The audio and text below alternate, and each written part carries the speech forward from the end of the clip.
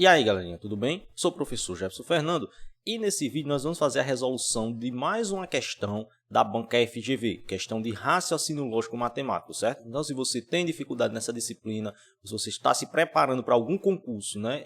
E no seu concurso tem a disciplina de raciocínio lógico matemático, você não pode perder essa resolução. Não sai daí que é logo depois da vinheta.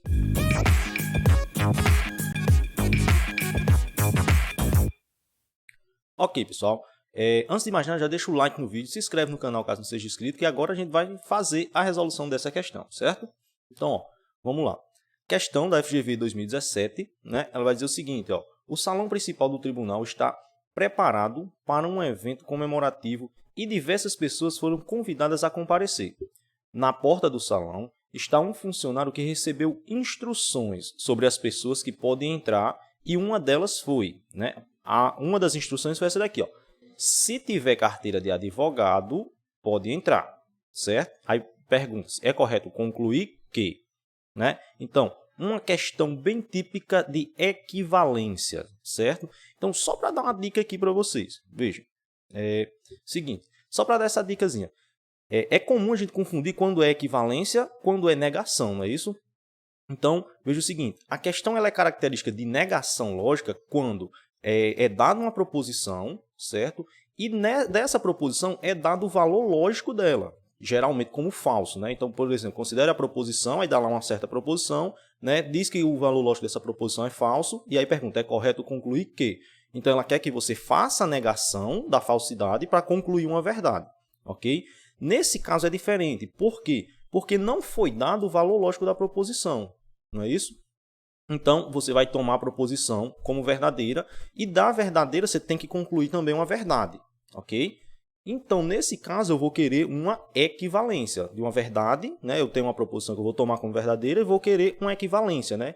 Que vai ser também uma verdade, ok? Então, só para diferenciar quando é negação, quando é equivalência, beleza? Ó, continuando aqui, eu vou separar ela aqui, essa frase, né, a nossa proposição. Por quê? Para a gente identificar o conectivo. Ó, veja, tem o se. Perceba que aqui eu poderia muito bem colocar um então, não é? Ó, que eu não ia ter prejuízo algum para o significado da frase. Então, se tiver carteira de advogado, então pode entrar, não é isso? Então, meu conectivo é o se então. E aí eu vou ter duas proposições aqui. Ó. Eu vou chamar de proposição P, não é isso? E eu vou chamar de proposição Q. Então, a minha estrutura aqui que eu vou ter vai ser o seguinte, né? Eu vou ter se P, então Q. E aí eu vou querer algo equivalente a essa proposição aqui, beleza? As equivalências do se, então, a gente tem duas, não é verdade? São duas proposições. Quais são? Né? Quais são essas equivalências? A gente tem o seguinte, ó, eu posso ter conhecida como contrapositiva, não é isso? Que é não que implica não P, ok? Qual é o bizu para lembrar disso daqui? Nega tudo e inverte. Como assim nega tudo e inverte? Perceba que a gente faz a negação das duas proposições e eu inverto, não é? Ó?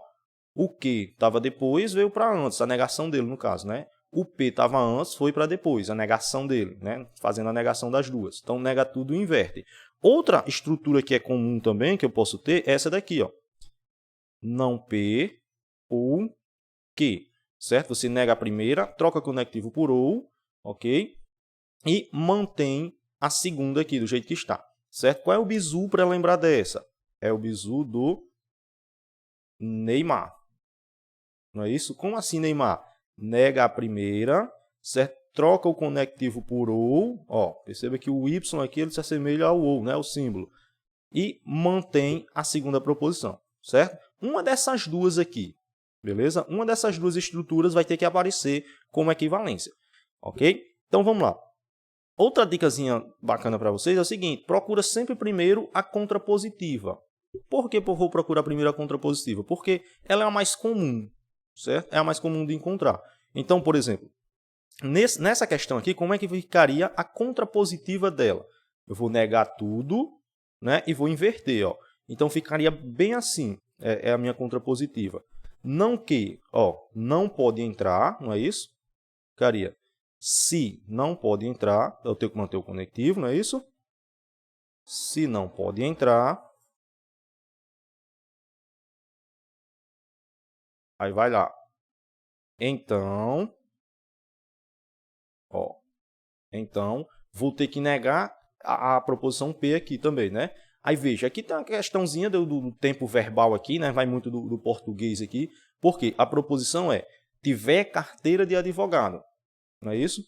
Então, por exemplo, quando eu vou fazer essa negação aqui, eu vou dizer que não tem carteira de advogado.